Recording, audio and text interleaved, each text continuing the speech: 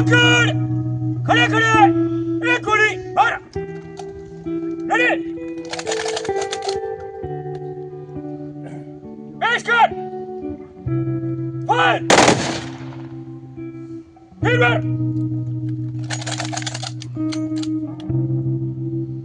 पेश कर फायर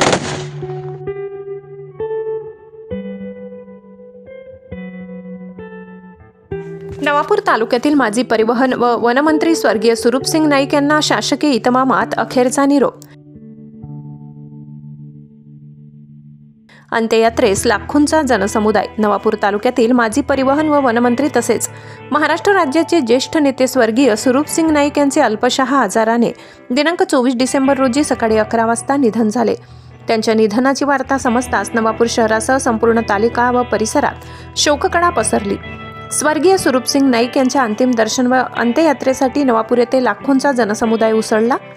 सर्वसामान्य नागरिकांसह राजकीय, सामाजिक व प्रशासकीय क्षेत्रातील मान्यवरांनी भावपूर्ण वातावरणात त्यांना अखेरचा निरोप दिला। संपूर्ण परिसर शोकमग्न वातावरणाने व्यापलेला होता।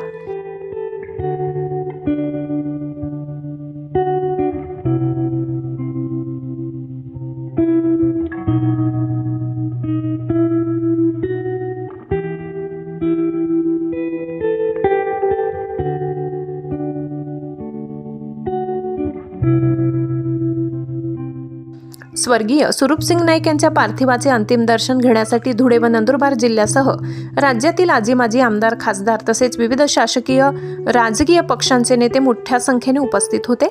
त्यांच्या पार्थिवावर शासकीय इतमामात अंत्यसंस्कार करण्यात आले। यावेळी पोलीस प्रशासनाकडून शस्त्र सॅल्यूट व मानवंदना देण्यात आली। तसेच हवेत गोळीबार करून त्यांना अंतिम सन्मान अर्पण करण्यात आला। तिरंगा झेंड्यात गुंडाळलेल्या पार्थिवाला शासकीय श्रद्धांजली अर्पण करण्यात आली।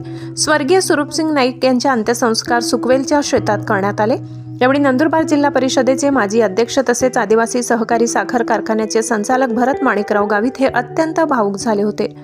या प्रसंगी नंदुरबार जिल्ह्याचे खासदार गोवाल पाडवी, माजी खासदार बापू चौरे, धुळे ग्रामीण आमदार राम भदाणे, शहादा आमदार राजेश पाडवी, अक्कलकुवा आमदार आमशा पाडवी, साक्री आमदार मंजुळा गावित, संगमनेर आमदार बाळासाहेब थोरात, नवापूर नगराध्यक्ष जयवंत जाधव, गटनेते नरेंद्र नगराडे यांच्यासह अनेक मान्यवरांनी स्वर्गीय सुरूपसिंग नाईक यांना श्रद्धांजली अर्पण केली। स्वर्गीय सुरूपसिंग नाईक यांनी आपल्या प्रदीर्घ राजकीय कारकिर्दीत आदिवासी समाजाच्या सर्वांगीण विकासासाठी तसेच राज्याच्या सामाजिक व आर्थिक प्रगतीसाठी मोलाचे योगदान दिले। त्यांच्या निधनाने नवापूर तालुक्यासह संपूर्ण राज्याच्या राजकारणात मोठी पोकळी निर्माण झाली असल्याची भावना उपस्थितांनी व्यक्त केली। ज्यांच्या जवळ राहिले आणि त्यांनी या महाराष्ट्राचा सर्वांगीण विकासासाठी सदैव अहोरात्र प्रयत्न केले। आमच्यासारख्या हजारो तरुणांना ज्यांनी घडवलं, आदिवासींचे पितामह, समाजाला सदैव न्याय देणारे या नंदुरबार जिल्ह्याचे नेते, महाराष्ट्राचे नेते, आमचे पितृतुल्य लोकनेते आदरणीय नाईक साहेब हे आपल्यात नाही। फार वाईट वाटलं की साहेब काल आपल्याला सोडून गेले। साहेबांच्या उभ्या आयुष्यामध्ये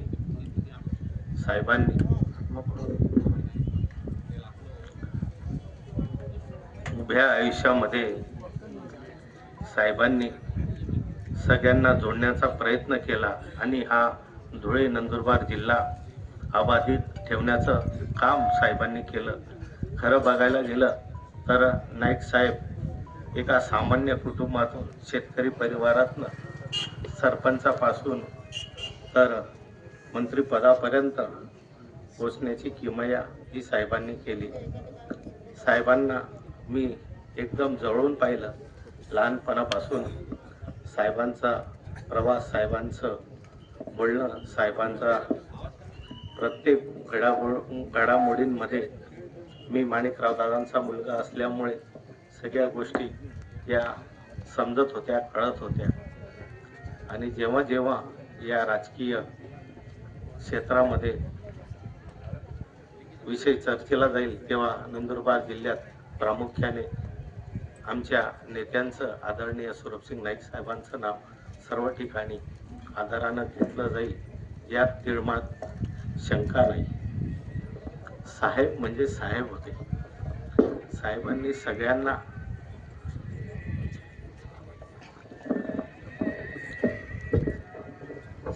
सगळ्यांना राजकीय क्षेत्रामध्ये घडवण्याचं काम केलं. माझ्या वडिलांपासून सुरुवात करतो की माझ्या वडिलांना सुद्धा आदरणीय नाईक साहेबांनी घडवलं. सतत 9दा खासदार आणि 10दा सुद्धा तिकीट 19 म्हणजे समजून घ्या 80 वयामध्ये सुद्धा दादांना 10व्यांदा तिकीट हे खासदारकीचं मिळालं. बरेच जीवनामध्ये चढ उतार आम्ही बघितले, पण प्रत्येक वेळेस साहेबांनी साथ दिली. साहेब हे आमचं आदिवासींचं एक दैवत होतं. साहेबांनी सगळ्यांना बरोबरीत घेऊन चालण्यासाठी अहोरात्र प्रयत्न केले. नवापूरमध्ये सहज कुठेही आपण गेलो तर नाईक साहेब आपल्याला बघायला मिळायचे. आणि आता तर सध्या जेव्हा राजकारणापासून साहेब अलिप्त झाले तर साहेबांची रोज नवापूरला चक्कर व्हायची. रोज साहेब नवापूरमध्ये दिसायचे. आज आम्हाला साहेब दिसणार नाही. साहेब आज अनंतात विलीन होणार आहे. मी त्यांना मामा म्हणायचो. आज आमचे मामा आम्हाला सोडून गेले, पण मामांनी खूप मोठं असं काम केलेलं आहे, कार्य केलेलं आहे, ते स्वतः स्मरणात राहतील. आमच्या जिव्हाळ्याचा साखर कारखान्यासाठी अहोरात्र त्यांनी प्रयत्न केले. कुठल्याही शेतकऱ्याच्या सातबाऱ्यावर बोजा आजपर्यंत साहेबांनी सोडून दिला नाही. इतकं तन मन धनाने त्यांनी काम केलं. जिल्हा परिषद असेल, मार्केट कमिटी असेल, कुठल्याही सोसायटीचं इलेक्शन असेल, साहेब सगळ्यांना इथंच मंदिराच्या शेतावर बोलवायचे आणि सगळ्यांची विचारपूस करायची की बाबा काय मदत पाहिजे, काय केलं पाहिजे, कसं आपण येऊ. कुठलीही गोष्टीची कधी त्यांनी कमतरता होऊ दिली नाही. जर कोणी त्यांना सकाळी जर भेटायला गेलं असेल आणि मामा जर नाश्ता करत असतील तर मामा स्वतः जवळ बसून म्हणायचे, चल बेटा तुम्ही पण नाश्ता करून घ्या. 8-10 असतील, अरे यांना पण द्या. म्हणजे इतकी आवभगत करायची. स्वतः मंत्री असताना सुद्धा आमच्यासारख्या सामान्य कार्यकर्त्याला गाडीपर्यंत पोहोचवण्याचं काम केलं. आदिवासी कारखान्याचा चेअरमन झालो. साहेबांचा आशीर्वाद घ्यायला गेलो. साहेबांनी आशीर्वाद दिला. दुसऱ्या दिवशी माझ्यासारख्या सामान्य कार्यकर्त्याला नाईक साहेब घरी भेटायला आले. माझ्यासाठी तो दिवस फार मोठा होता की एक नेतृत्व ज्यांनी संपूर्ण राज्यामध्ये मानाचं स्थान केलं. चांगले नाईक साहेबांना राजकीय क्षेत्रामध्ये आदराने बघायचे आणि तो आज माणूस माझ्या घरी मला आशीर्वाद देण्यासाठी आला. मला फार आनंद झाला. कारण पितृतुल्य हरवलं असताना ते पितृतुल्य नाईक साहेबांनी मला दिलं. दादांची कमी त्यांनी भाषण नाही दिली. माझा वाढदिवस असेल तरी साहेब म्हणायचे, ते भाऊसाहेबला फोन लाव रे, मला त्याच्याशी बोलायचं आहे. म्हणजे शेवटपर्यंत नाळ या माणसाने जोडून ठेवली. कधीही आम्ही ते विसरू शकत नाही. इगतपुरीला ताईला तिकीट द्यायचं असेल तेव्हाही साहेबांनी सांगितलं की नाही, निर्मलाला तिथं आपल्याला तिकीट द्यावं लागेल. जिल्हा परिषदची अध्यक्ष हेमाताई झाली तेव्हाही म्हटले, नाही हेमा तुला त्या ठिकाणी अध्यक्ष म्हणून बसावं लागेल. दुसऱ्यांदा तिची ताईची निवड झाली. जिल्हा परिषदमध्ये मला अध्यक्ष बनवण्यामध्ये साहेबांचा सर्वात मोठा वाटा होता. साहेबांनी सांगितलं कुछ भी हो जाए, भरतला आपल्याला बसवायचं आहे. आणि साहेबांनी बऱ्याच गोष्टी त्या ठिकाणीच घडामोडी घडल्या, पण साहेबांनी त्या ठिकाणी भरतला बसवलं. 2.5 वर्षाचा मान सन्मान दिला. अशी कुठली गोष्ट नाही की त्यांनी केलं नाही. कुठल्याही छोट्या गोष्टीमध्ये माझ्यासारख्या सामान्य कार्यकर्त्याला म्हणायचं, भाऊसाहेब आपल्याला काय करावं लागेल आता, भाऊसाहेब आता कोणाला आपल्याला सभापती बनावं लागेल, भाऊसाहेब कोणाला या कमिट्यांमध्ये घ्यावं लागेल. म्हणजे सामान्यातल्या सामान्य माझ्यासारख्याला त्यांनी विचारलं आमच्यासाठी खूप मोठी गोष्ट आहे. मंत्रिपद असताना सुद्धा साहेब म्हणायचे, अरे भरतला बोलवा, भरतला बोलवा, तो का दिसत नाही.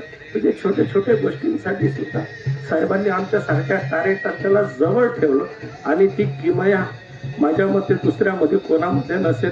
साहेबांनी सगळं हा जिल्हा जोडण्याचं काम करेल. आम्ही गर्वाने सांगतो की धुळे नंदुरबार जिल्हा असताना साहेबांनी कोणाला पैशाने नाही, पण साहेबांनी मनाने त्यांना सगळ्यांना जोडलं आणि आज तेच प्रेम या ठिकाणी दिसत आहेत. साहेबांचं शेवटचं आयुष्य ते हालाखीचं गेलं. साहेबांना बारडोली दवाखान्यात असताना साहेबांना त्या ठिकाणी भेटायला गेलो. नवापूरला होते, त्या ठिकाणी मामांचा आशीर्वाद घेतला. महाराष्ट्राचे नंदुरबार धुळे जिल्ह्याचे ज्येष्ठ नेते तसेच राज्य मंत्रिमंडळामध्ये अनेक वर्ष अनेक विभागांमध्ये जबाबदारीने काम करणारे, तसेच नंदुरबार धुळे जिल्ह्यात काँग्रेस पक्षाची पायाभरणी करणारे स्वर्गीय सरसिंगजी नाईक साहेब यांचं काल दुःखद निधन झालं. त्यांच्या परिवारावर मोठं दुःखाचं डोंगर कोसळलं आहे. त्यांना त्यात सहन साहेबांच्या दर्शनासाठी आणि त्यांच्या माननीय आमदार राजेशजी पाडवी धुळे आणि नंदुरबार जिल्ह्यातलं अनेक विभागांनी त्यांची जबाबदारी पार पाडताना त्यांनी सर्व समाजांना सोबत घेऊन आदिवासी समाजाला त्यांनी प्रवाहात आणण्यासाठी अनेक योजना त्या ठिकाणी राबवल्या आणि त्यांचे योगदान हे जिल्ह्यांसाठी अतिशय मोलाचं मंत्री ठरलेलं आहे. त्यांच्या दुःखद निधनामुळे संपूर्ण परिसर शोकाकुल झालेला आहे. त्यांच्या परिवाराला या दुःखात त्यांच्या आत्म्यास सर्वांसाठी दुःखद प्रसंग आहे. धुळे व नंदुरबार जिल्ह्याचे ज्येष्ठ नेते माजी मंत्री मान्य स्वरूपसिंग नाईक साहेब यांचं दुःखद निधन झालं. धुळे व नंदुरबार जिल्ह्याच्या राजकारणाला 30-40 वर्ष सक्रिय सहभाग त्यांनी दिला होता. माझे आजोबा कैलासवासी अण्णासाहेब दवा पाटील व अमरीशभाई हे त्यांचे कार्यकर्ते होते. त्यांच्या नेतृत्वात धुळे नंदुरबार जिल्ह्याचं सर्वांग राजकारण समाजकारण तिथं चालायचं आणि मोठ्या प्रमाणामध्ये त्यांच्या ग्रुपचं राजकारण आम्ही करत असताना, माझ्या परिवाराला राजकीय घडामोडी देत असताना, माझ्या वडिलांना जिल्हा परिषदचा अध्यक्ष करणं असेल आणि अनेक अशा बाबी असतील की त्या राजकीय बाबीत नेत्याने कार्यकर्त्यासाठी केल्या पाहिजे. ते नाईक साहेब आमचे नेते म्हणून करत होते. आज पक्ष आमचे जरी वेगवेगळे असले तरी नाईक साहेबांबद्दल धुळे व नंदुरबार जिल्ह्यातल्या प्रत्येक माणसाला एक आदर असणार आहे आणि तो आदर हा कायम आमच्या स्मरणात असणार आहे. मी माझा सुद्धा सहभाग, मला त्यांचा सहभाग लाभला. लहानपणी मी त्यांना भेटलेलो आहे. अनेक वर्ष अनेक दिवस मी त्यांच्याशी चर्चा केलेली आहे. आज त्यांच्या जाण्याने मनाला चटका लावून जाणारी घटना आहे. त्यांना परमेश्वर चांगल्या प्रकारची जागा देव. मी माझ्या धुळे ग्रामीण तालुक्याच्या वतीने कैलासवासी नाईक साहेबांना भावपूर्ण श्रद्धांजली अर्पण करतो. ओम शांती. नाईक साहेबांच्या बाबतीत बोललं तेवढं कमीच आहे. साहेब सर्व गुण संपन्न असे होते. साहेबांच्या बाबतीमध्ये गरीबाच्या गरीब माणसाला नंदुरबार जिल्ह्यात असताना नंदुरबार जिल्ह्यातील सर्व जिल्ह्यातील ग्रामपंचायत, जिल्हा परिषद, विधानसभा, लोकसभेला जेवढे आज लोक जमलेले आहेत प्रत्येकाला साहेबांनी मोठं केलेलं आहे. मोठं करताना कधीही साहेबांनी भेदभाव केला नाही.